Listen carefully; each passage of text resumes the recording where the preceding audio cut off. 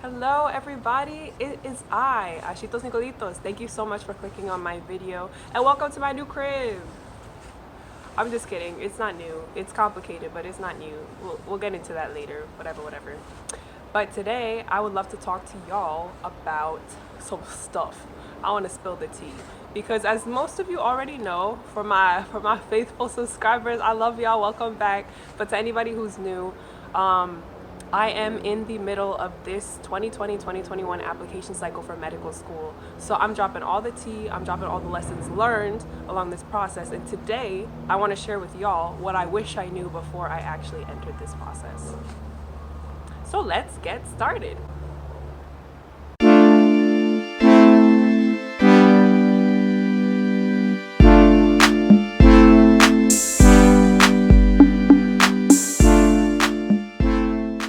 And also, just to be real, this is probably going to be a part 1 video, and a part 2 video may come afterwards, maybe a few months later, who knows, we'll see how that goes, because I'm actually not completely done with this application cycle. There's still a few interviews left, even though they're starting to really taper down at this time of the year. In that case, I'm just going to talk about all that I've learned thus far, what I wish I would have known getting up to this point. And I think we're gonna go all the way back, actually. We're gonna go way back to undergrad years, right? What I wish I knew as a freshman, I wish that I would have known that in order to get into medical school, you don't have to be a biology major, you don't have to be a chemistry major. And what's really going to help you be successful as a college student, as a pre-med in general, is to follow what you love, follow what you find a lot of joy in. You need your basic prereqs. But other than that, you can be who you want to be. You can follow whatever you want to follow. Like, that's totally on you. So I wish I would have known that a little bit earlier. So I went into college thinking that I was going to be a biology major, but I actually, along the way, as I learned more about what it meant to apply to medical school and everything that this process entailed, I realized I didn't have to be a biology major and I could just follow what I was really passionate about. And that, in my case, turned out to be gender studies. So just keep in mind, you can be very successful in this process, and you can make it just fine as a doctor, even if you're not a hard science major. The second thing that I wish I knew was that when it comes to the MCAT, that's the type of it. Listen. On this channel, I have talked so much about the MCAT at this point in time. If you really want to hear my thoughts, my tips, my tricks, my strategies, you can watch my other videos. I'm just gonna say a little one-liner here. But what I wish I knew before coming into this process is that the MCAT demands respect, and it will get that respect whether you like it or not, right? So the third thing that I wish I learned earlier is not to compare yourself to other people. I'm a non-traditional applicant, and okay, listen, when it comes to non-traditional versus traditional applicants, there's a lot of talk about actually switching that terminology, because traditionally, a traditional applicant was one that went straight from undergrad into their medical school career education, right? Over time, we've seen that the majority of students now entering medical school have actually taken these gap years, are actually studying things other than the hard sciences. And this is becoming more and more normal. So whether or not we should keep those non-traditional, traditional terms the way they are, I don't know, that's up for another debate, not my problem really, but I'm just putting it out there that everybody's got their own time frame. Just knowing that, being aware of that, and not letting that get to you. Just because you see somebody your same age, they're a few steps ahead of you, that doesn't mean anything. You're in that time, you can accrue so much wisdom, so much life experience, and it really just, your journey is your journey. And although it's going to be hard at times to really just quiet that voice inside your head talking about, oh, I wish I would have done this, I wish I would have done this because it worked for that person, that's not necessary. It's not going to do you any good. And at the end of the day, it really doesn't matter. I graduated from Emory in 2018, so I guess I took 3 gap years before actually getting to this point. The experiences that I've accrued in that time, the dedication that I've been able to show in that time, and the struggles I've been through in that time have really made me grow as a person. And I think that that is going to really serve me well once I get into medical school and have to start dealing with patients who are also living life, going through these life experiences. So go ahead, take your gap years. Go find the cure for cancer somewhere. Go travel the world. Get yourself cultured, right? The fourth thing that I wish I knew before starting this process, or had a better understanding of really, because I knew that it was going to be expensive, but bruh, it is so expensive going through this process, especially if you are going to do a post-bac program. I would definitely say if you can take your your prereq courses during your undergraduate education and get financial aid for that, do it, because post-bacs are expensive, right? So this is where I really started accruing these loans and these different costs. But that's not where it stopped, right? Because then once the MCAT came around, it was a whole different beast. The MCAT, just registering for the MCAT alone is something like $300, right? If you want to change your date, they're going to charge you for that. The MCAT materials that you buy, that's not included in that $300, right? So just that alone is expensive. So we've got your education, we've got your MCAT. What's next? Applications. These application services, they charge you for actually having your information on that service, but they also charge you for every school that they send that information to, right? So that's going to be your primary application cost. But then once you get to your secondary applications, that's where it gets very, very expensive, because each school you apply to, and think about it, the average number of schools that applicants apply to, I believe this year was like 16 to 18, something like that. And a lot of times it could be anywhere from like $60 if it's a cheap one, and that's like one of the cheapest secondary fees I've seen. But it can go all the way up to $200, which is one of the most expensive secondary application fees that I've seen.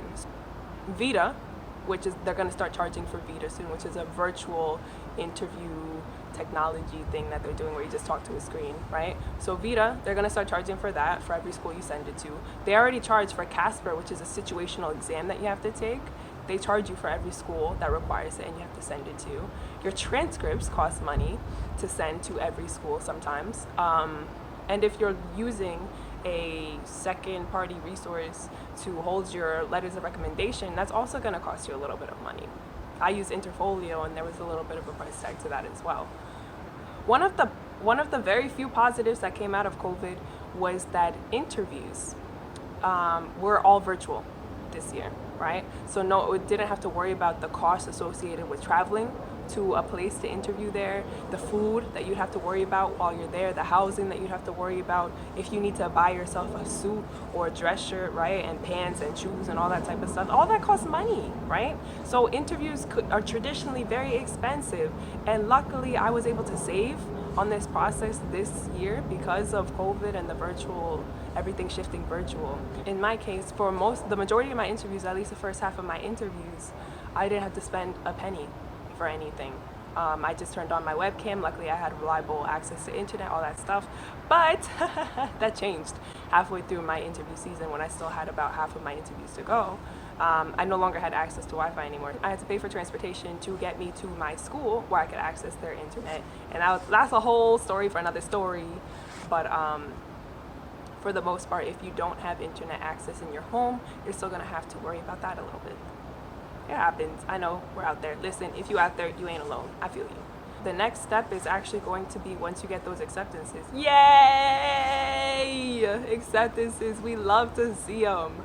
Yeah, but also once you start getting acceptances, schools start asking you for deposits. And I've heard some crazy numbers, right? I've seen some as low as $100, right, to hold your seat, which is often refundable if you tell them that you're not going to be attending by a certain date. But there are also some that are in the thousands. I don't know why, but some of them are in the thousands. You have to put down $1,000. Sometimes it's refundable, sometimes it's not. And as of now, that is all the information I have in terms of expenses for this process. But I'm telling you right now, I'm gonna have a lot more tea for y'all coming soon. But yeah, you can do it. You can do it. Listen, I'm out here. Y'all know I'm poor. I'm making it through. So you can too. I also wish I knew that when it comes to interviews, it's not like a job interview. Medical school interviews, they can be anywhere. Yo, they are long. They are so long. I went to an interview recently where it was about 8 hours long, the interview. And a lot of times that ends up being like 7 hours of them trying to woo you on the school, since we're virtual, and then an hour of your actual interview. So just being prepared for that.